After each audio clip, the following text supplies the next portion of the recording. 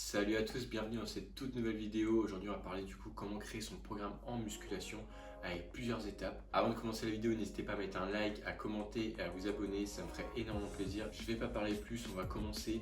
Donc première étape du coup, ça va être comment reconnaître un exercice polyarticulaire et d'isolation. Donc un exercice polyarticulaire, ça va être un exercice qui va engager plusieurs articulations. Et du coup un exercice d'isolation, on va engager une seule articulation. À la différence des deux, ça va être le même principe au niveau des muscles. Donc polyarticulaire, on va engager plusieurs muscles. Il y aura peut-être un muscle qui sera engagé davantage, mais les muscles périphériques vont être aussi engagés. Pour les exercices d'isolation, on va engager un seul muscle et on va se concentrer seulement sur un seul muscle. Par exemple, au leg extension, on va engager principalement du coup les quadriceps. Et si on fait un squat, on va engager du coup les quadriceps, les ischios, le fessier et l'autre.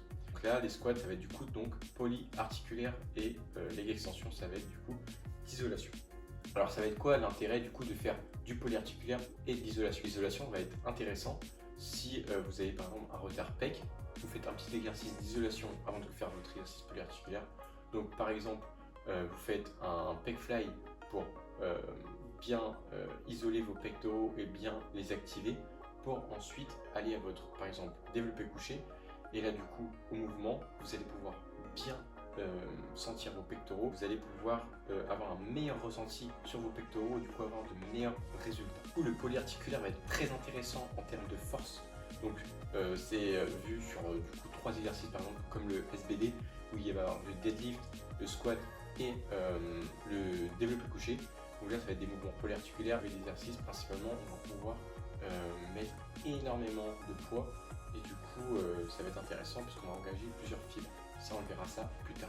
Du coup, sur l'exercice d'isolation, donc là, on va vraiment cibler un seul muscle en plus. Et du coup, comme je vous ai dit avant, ça va être intéressant pour le réveil musculaire et pour l'activation musculaire. Donc par exemple, si vous avez fait du coup du développé couché, on va dire un exercice d'isolation pour activer votre muscle avant. Nerveusement, le polyarticulaire va vous fatiguer davantage. Vous pouvez après retourner sur l'isolation, faire 1 à 2 exercices pour bien terminer et isoler le muscle. Ensuite, pour l'étape 2, savoir ce que c'est l'excentrique et la concentrique. Donc là, je vais vous montrer un petit schéma sur l'écran. Le muscle, pour savoir, il y a 2 phases. Il y a même 3 phases. Donc il va y avoir la concentrique, l'excentrique et l'isométrique. La concentrique, ça va être quand, par exemple sur un curl, vous allez ramener l'haltère à votre épaule et du coup vous allez raccourcir votre muscle. Alors que l'excentrique, ça va être le mouvement inverse où le muscle il va s'allonger. L'isométrique, ça va être le mouvement où un muscle, le mouvement est statique. Énormément de personnes ne font pas l'excentrique. Il est censé avoir excentrique, concentrique. Les gens vont juste faire concentrique et sur l'excentrique ils vont ramener le poids du coup à une vitesse trop rapide. Ils ne contrôlent pas leur charge, du coup l'excentrique n'est pas réalisé. Si vous ne faites pas d'excentrique sur votre mouvement, le mouvement il est fait à 50%. Si le mouvement est fait à 50%, vous perdez 50% de votre travail. Donc si vous allez à la salle pour faire 50% d'exercice, vous perdez un temps monstre. Si vous ne faites pas d'excentrique, vous ne recrutez pas certaines fibres. L'excentrique va vous aider énormément sur la force et la concentrique va vous aider comme un peu l'excentrique. Mais la concentrique va être très importante du coup ce que vous recherchez du coup sur l'hypertrophie. Maintenant que vous avez compris du coup ce que c'est l'excentrique et la concentrique, on va parler du coup des exercices d'étirement et exercices de contraction, à forte tension de contraction. Quand je parle d'exercice à forte tension d'étirement et d'exercice à forte tension de contraction, c'est que ça va être par exemple un même exercice, du coup avec du matériel différent, mais l'exercice va recruter des fibres différentes. Je m'explique. Par exemple, sur les élévations latérales haltères, ça va être un exercice à forte tension de contraction. Et l'exercice élévation latérale sur la poulie va être un exercice à forte tension d'étirement. Pour vous expliquer du coup ce que c'est, sur les haltères, quand vous allez pousser les haltères, il va y avoir du coup 3 phases. Sur les haltères, le mouvement, la partie la plus compliquée va être de la phase 1 à la phase 2. Une fois qu'on arrive tout en haut, ce sera la partie du coup la plus simple. Alors que du coup pour la poulie, la phase la plus compliquée, va être la phase 3. Au début, l'attention à la poulie va être de plus en plus, va être facile et ça va être de plus en plus dur. Quand on regarde par rapport aux échecs musculaires, quand vous faites par exemple de l'élévation latérale, vous allez avoir un échec en bas. Alors que si vous faites de la poulie, vous allez avoir un échec plus vers le haut. Donc ça va être du coup sur cette échelle-là qu'on va regarder si ça va être un exercice d'étirement, à forte tension d'étirement ou à forte tension de contraction. Si vous ne faites pas ça, donc par exemple ce qui va être souvent négligé, ça va être sur les quadriceps. Il y a très peu d'exercices à forte tension d'étirement. Par exemple à la leg extension, il peut y avoir une forte tension d'étirement seulement si l'amplitude de vos cuisses est importante. Souvent sur certaines machines, il n'y a pas assez d'amplitude, du coup l'exercice il va être que à forte tension de contraction. Alors du coup, si vous faites que de la forte tension de contraction, vous n'allez pas optimiser vos entraînements. Si vous faites les deux, vous allez avoir un développement musculaire bien optimisé. Donc ça, il y en a beaucoup qui ne savent pas, mais il faut faire vraiment du coup les deux. Souvent, des personnes vont se dire pourquoi il fait à la poulie, pourquoi il fait aux haltères, c'est le même exercice. Alors oui, ça reste le même exercice, mais les bénéfices ne sont pas du tout les mêmes. Maintenant que vous connaissez ces exercices et les phases dans les exercices, on va parler du coup de volume d'entraînement.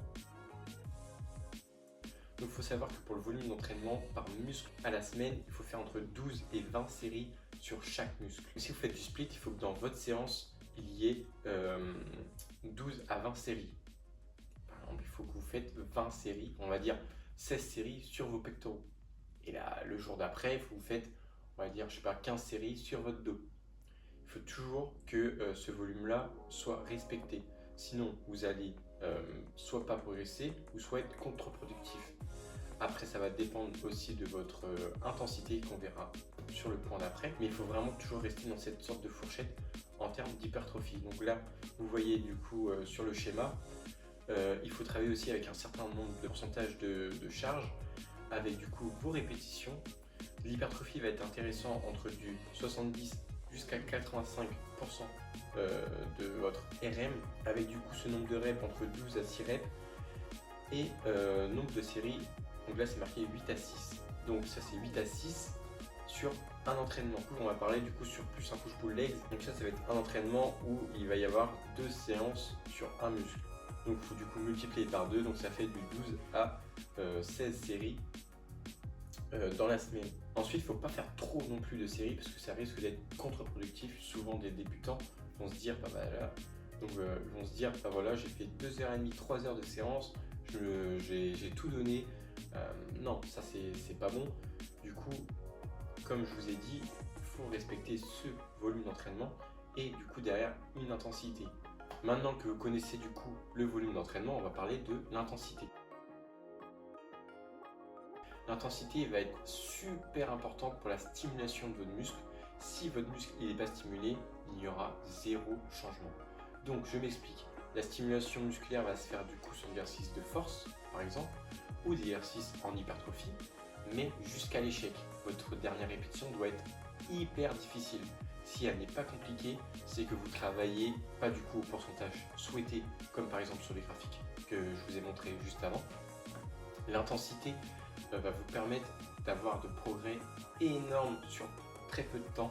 Surtout si vous êtes débutant, vous allez voir des progrès flagrants à une vitesse folle.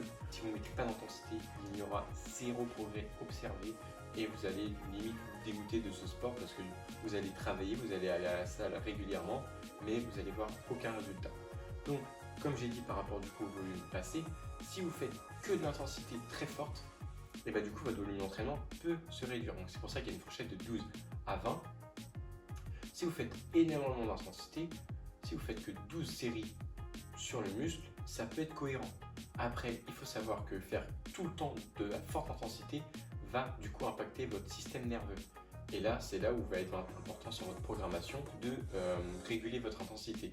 Donc par exemple, sur les premières semaines, vous faites du 70 à 75% de votre RM en termes d'intensité, donc du 12 à 10 reps, donc ça va quand même vous envoyer à l'échec. Par exemple, vous faites RPE 9 sur l'exercice, ça veut dire qu'il vous reste une répétition en réserve. Ça veut dire que vous n'êtes pas totalement en échec. Vous avez fait quand même un RPE 9, c'est que vous avez fait une bonne série, et ça va être intéressant. Vous devez faire du coup du RPE 8, RPE 9, voire du RPE 7. Après, si vous faites une séance une semaine, ça vous pouvez le faire aussi, du RPE 5 à RPE 6 pour nerveusement ralentir, repartir de manière plus forte. Maintenant que vous connaissez du coup le volume et l'intensité, énormément de personnes parlent aussi du temps de repos. Combien je dois mettre en temps de repos? Donc il y en a qui mettent 1 minute 30, certaines personnes 3 minutes, 4 minutes. Beaucoup de personnes sont assez perdues. Mais du coup, avec le tableau que je vous montre sur l'écran, donc par rapport à l'endurance, la puissance, le volume et la force max, et ben vous pouvez voir tout en bas le temps de récupération. Donc en termes de volume hypertrophique, on vous conseille 2 minutes 30 à 4 minutes. Ça va être pareil, ça va être suivant aussi votre intensité nerveuse. Si on enlève ce schéma, si vous faites énormément, si l'intensité va être très élevée, on va vous conseiller de faire du 3, 4 à 5 minutes de récupération. Si l'intensité va être du coup élevée, parce que c'est le but aussi recherché, mais vous sentez que derrière, nerveusement, cet exercice, il vous atteint pas trop, là vous pouvez mettre du 1 minute 30, 2 minutes 30 de repos. Je m'explique. Moi, par exemple, au squat, si je fais du 3x3 reps à 90%, là nerveusement, pour moi, ça va être très compliqué.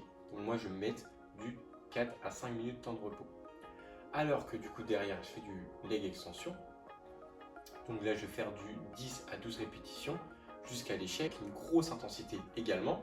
Donc ça va être pas du tout la même intensité, mais nerveusement, moi, ça va moins m'impacter sur le leg extension. Donc là, je vais pouvoir me prendre entre 2 minutes à 3 minutes de repos. Et après, je vais pouvoir repartir avec la même intensité. C'est ça le but aussi dans le temps de repos sur chaque série.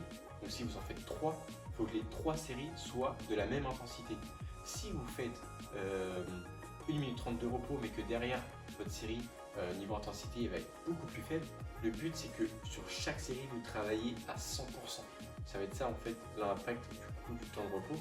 Après, il y en a beaucoup qui vont dire « Ouais, mais comment savoir si je prends trop de temps de repos ?» Ça, après, ça va être quelque chose que vous allez travailler sur plusieurs séances et votre régularité, après, va vous donner un temps de repos et vous allez connaître votre corps. Mais entre guillemets, il vaut mieux prendre 30 secondes de trop que 30 secondes en moins et du coup, vous allez faire une série moins intéressante. Mais partez aussi sur cette fourchette que sur du 10, 12 à 10 reps, ça va être du 2 minutes 30 à 3 minutes. Donc c'est ce que je vous ai dit aussi, ça va être un ressenti aussi après nerveux. J'ai à peu près tout dit dans cette vidéo. J'espère que j'ai répondu à vos attentes et que du coup vous allez pouvoir créer votre programme plus facilement. Je vous rappelle, du coup je crée un programme en ce moment, donc là je suis à 50% du travail.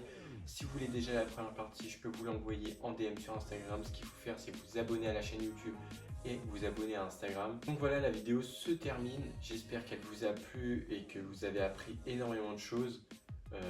Moi je vous dis à la prochaine, n'hésitez pas à liker, à commenter et à vous abonner, c'est super important.